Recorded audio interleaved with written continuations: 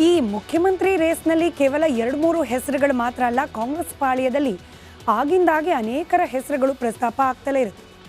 ಈಗ ದಲಿತ ಮುಖ್ಯಮಂತ್ರಿ ಅನ್ನೋ ವಿಚಾರದಲ್ಲೇ ತೆಗೆದುಕೊಳ್ಳಿ, ಕೇವಲ ಪರಮೇಶ್ವರ್ ಅವರ ಹೆಸರು ಮಾತ್ರ ಪ್ರಸ್ತಾಪ ಆಗ್ತಿದೆಯಾ?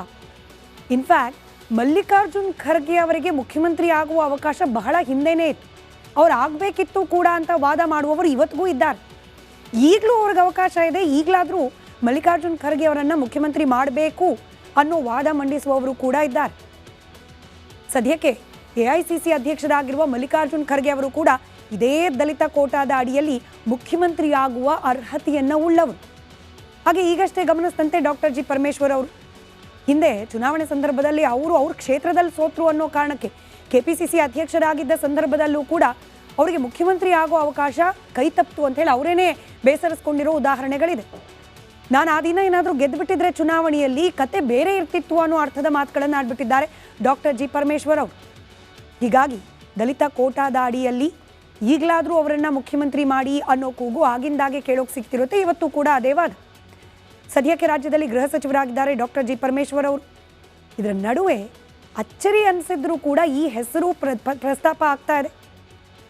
IT-BT ಸಚಿವರಾದ ಪ್ರಿಯಾಂಕ್ ಖರ್ಗೆ ಅವರು, ಮಲ್ಲಿಕಾರ್ಜುನ್ ಖರ್ಗೆ ಅವರು ರಾಷ್ಟ್ರೀಯ ಮಟ್ಟದಲ್ಲಿ ಕಾಂಗ್ರೆಸ್ ಪಕ್ಷದ ಆಗು ಹೋಗುಗಳನ್ನು ನೋಡಿಕೊಳ್ಳುವ ಜವಾಬ್ದಾರಿಯನ್ನು ಹೊತ್ತಿದ್ದಾರೆ. AICC ಅಧ್ಯಕ್ಷರಾಗಿದ್ದಾರೆ. ಅವ್ರಿಗಂತೂ ಅವಕಾಶ ತಪ್ಪಿತು, ಅವ್ರನ್ನ ವಾಪಸ್ ರಾಜ್ಯಕ್ಕೆ ಕಳಿಸುವಂತಹ ಪ್ರಯತ್ನವನ್ನು ಸದ್ಯಕ್ಕೆ ಕಾಂಗ್ರೆಸ್ ಮಾಡುತ್ತಾ ಇಲ್ವಾ ಗೊತ್ತಿಲ್ಲ. ಹೀಗಾಗಿ ತಮಗೆ ಅವಕಾಶ ಸಿಗದೆ ಹೋದರೆ ತಮ್ಮ ಪುತ್ರನನ್ನು ಕನ್ಸಿಡರ್ ಮಾಡಿ ಅನ್ನೋದೊಂದು ಚಿಕ್ಕ ಆಸೆಯನ್ನು ಪರೋಕ್ಷವಾಗಿ ಖರ್ಗೆ ಅವರೇ ಮುಂದಿಟ್ಟಿರಬಹುದು ಅಂತ ಕೂಡ ಹೇಳಲಾಗ್ತಾ ಇದೆ.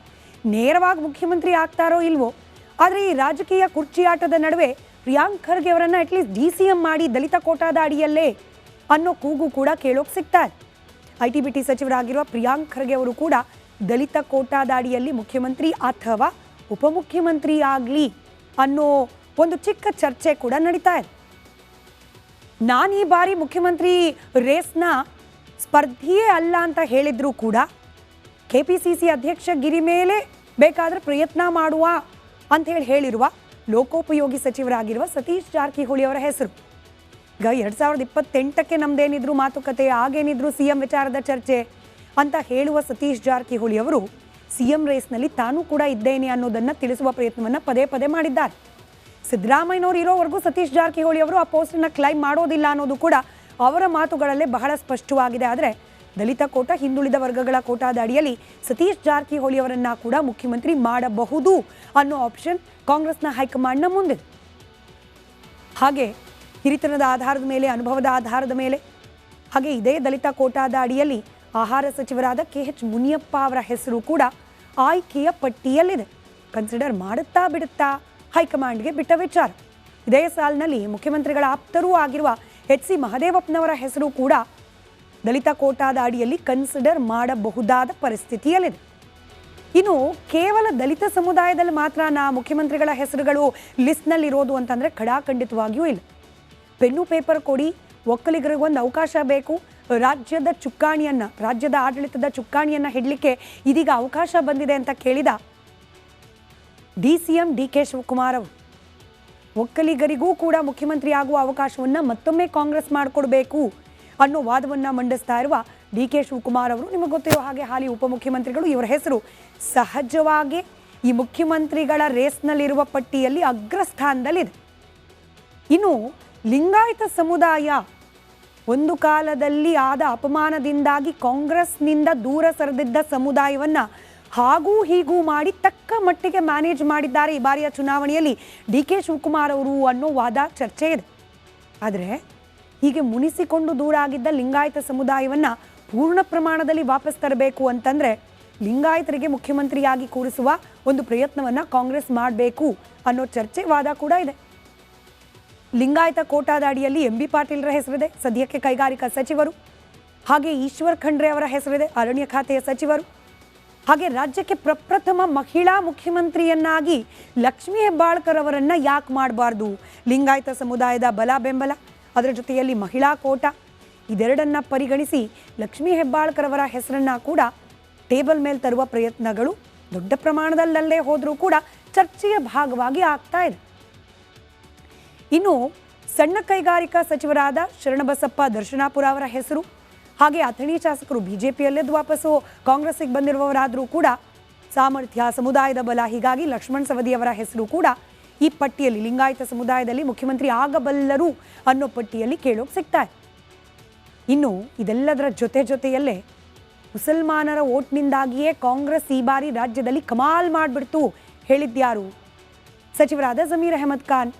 ಹಾಗೆ ಮುಸಲ್ಮಾನರ ಓಟ್ನಿಂದಾಗಿಯೇ ಕಾಂಗ್ರೆಸ್ಗೆ ಇಷ್ಟು ಪ್ರಮಾಣದಲ್ಲಿ ಸ್ಥಾನಗಳನ್ನು ಗೆಲ್ಲಲಿಕ್ಕೆ ಹಾಗೆ ವೋಟ್ ಪರ್ಸೆಂಟೇಜನ್ನು ಸಂಪಾದನೆ ಮಾಡಲಿಕ್ಕೆ ಸಾಧ್ಯವಾಯಿತು ಅಂತ ಹೇಳಿ ಆಗಾಗ ಕಾಂಗ್ರೆಸ್ನ ಅನೇಕ ನಾಯಕರು ಏನು ವಾದವನ್ನು ಮಂಡಿಸ್ತಾರೆ, ಅದಕ್ಕೆ ಕೌಂಟರ್ ಅನ್ನೋ ರೀತಿಯಲ್ಲಿ ಬರೋ ವಾದ ಏನು?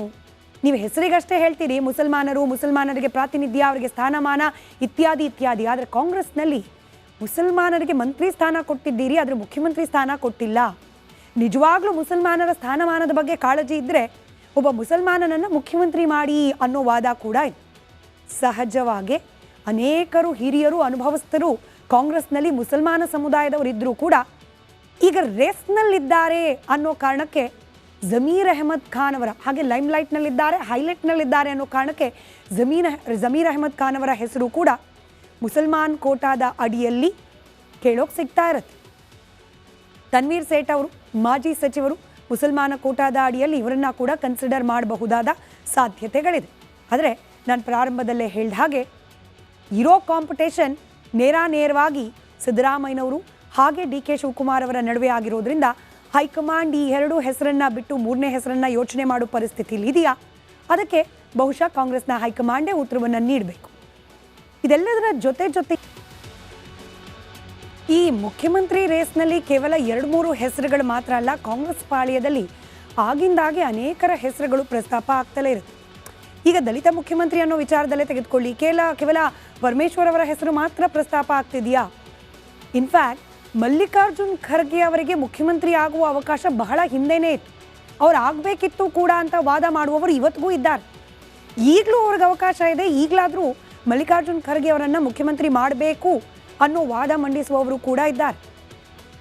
ಸದ್ಯಕ್ಕೆ ಎಐಸಿಸಿ ಅಧ್ಯಕ್ಷರಾಗಿರುವ ಮಲ್ಲಿಕಾರ್ಜುನ್ ಖರ್ಗೆ ಅವರು ಕೂಡ ಇದೇ ದಲಿತ ಕೋಟಾದ ಅಡಿಯಲ್ಲಿ ಮುಖ್ಯಮಂತ್ರಿ ಆಗುವ ಅರ್ಹತೆಯನ್ನು ಉಳ್ಳವರು. ಹಾಗೆ ಈಗಷ್ಟೇ ಗಮನಿಸಿದಂತೆ ಡಾಕ್ಟರ್ ಜಿ ಪರಮೇಶ್ವರ್ ಅವರು ಹಿಂದೆ ಚುನಾವಣೆ ಸಂದರ್ಭದಲ್ಲಿ ಅವ್ರ ಕ್ಷೇತ್ರದಲ್ಲಿ ಸೋತ್ರು ಅನ್ನೋ ಕಾರಣಕ್ಕೆ ಕೆಪಿಸಿಸಿ ಅಧ್ಯಕ್ಷರಾಗಿದ್ದ ಸಂದರ್ಭದಲ್ಲೂ ಕೂಡ ಅವರಿಗೆ ಮುಖ್ಯಮಂತ್ರಿ ಆಗೋ ಅವಕಾಶ ಕೈತಪ್ತು ಅಂತ ಹೇಳಿ ಅವರೇನೇ ಬೇಸರಿಸ್ಕೊಂಡಿರೋ ಉದಾಹರಣೆಗಳಿದೆ. ನಾನು ಆ ದಿನ ಏನಾದರೂ ಗೆದ್ದುಬಿಟ್ಟಿದ್ರೆ ಚುನಾವಣೆಯಲ್ಲಿ ಕತೆ ಬೇರೆ ಇರ್ತಿತ್ತು ಅನ್ನೋ ಅರ್ಥದ ಮಾತುಗಳನ್ನು ಆಡ್ಬಿಟ್ಟಿದ್ದಾರೆ ಡಾಕ್ಟರ್ ಜಿ ಪರಮೇಶ್ವರ್ ಅವರು. ಹೀಗಾಗಿ ದಲಿತ ಕೋಟಾದ ಅಡಿಯಲ್ಲಿ ಈಗಲಾದರೂ ಅವರನ್ನು ಮುಖ್ಯಮಂತ್ರಿ ಮಾಡಿ ಅನ್ನೋ ಕೂಗು ಆಗಿಂದಾಗೆ ಕೇಳೋಕೆ ಸಿಗ್ತಿರುತ್ತೆ. ಇವತ್ತು ಕೂಡ ಅದೇ ವಾದ. ಸದ್ಯಕ್ಕೆ ರಾಜ್ಯದಲ್ಲಿ ಗೃಹ ಸಚಿವರಾಗಿದ್ದಾರೆ ಡಾಕ್ಟರ್ ಜಿ ಪರಮೇಶ್ವರ್ ಅವರು. ಇದರ ನಡುವೆ ಅಚ್ಚರಿ ಅನಿಸಿದ್ರೂ ಕೂಡ ಈ ಹೆಸರು ಪ್ರಸ್ತಾಪ ಆಗ್ತಾ ಇದೆ. IT-BT ಸಚಿವರಾದ ಪ್ರಿಯಾಂಕ್ ಖರ್ಗೆ ಅವರು, ಮಲ್ಲಿಕಾರ್ಜುನ್ ಖರ್ಗೆ ಅವರು ರಾಷ್ಟ್ರೀಯ ಮಟ್ಟದಲ್ಲಿ ಕಾಂಗ್ರೆಸ್ ಪಕ್ಷದ ಆಗು ಹೋಗುಗಳನ್ನು ನೋಡಿಕೊಳ್ಳುವ ಜವಾಬ್ದಾರಿಯನ್ನು ಹೊತ್ತಿದ್ದಾರೆ. ಎಐಸಿಸಿ ಅಧ್ಯಕ್ಷರಾಗಿದ್ದಾರೆ. ಅವ್ರಿಗಂತೂ ಅವಕಾಶ ತಪ್ಪು, ಅವರನ್ನು ವಾಪಸ್ ರಾಜ್ಯಕ್ಕೆ ಕಳಿಸುವಂತಹ ಪ್ರಯತ್ನವನ್ನು ಸದ್ಯಕ್ಕೆ ಕಾಂಗ್ರೆಸ್ ಮಾಡುತ್ತಾ ಇಲ್ಲವಾ ಗೊತ್ತಿಲ್ಲ. ಹೀಗಾಗಿ ತಮಗೆ ಅವಕಾಶ ಸಿಗದೆ ಹೋದರೆ ತಮ್ಮ ಪುತ್ರನನ್ನು ಕನ್ಸಿಡರ್ ಮಾಡಿ ಅನ್ನೋದೊಂದು ಚಿಕ್ಕ ಆಸೆಯನ್ನು ಪರೋಕ್ಷವಾಗಿ ಖರ್ಗೆ ಅವರೇ ಮುಂದಿಟ್ಟಿರಬಹುದು ಅಂತ ಕೂಡ ಹೇಳಲಾಗ್ತಾ ಇದೆ.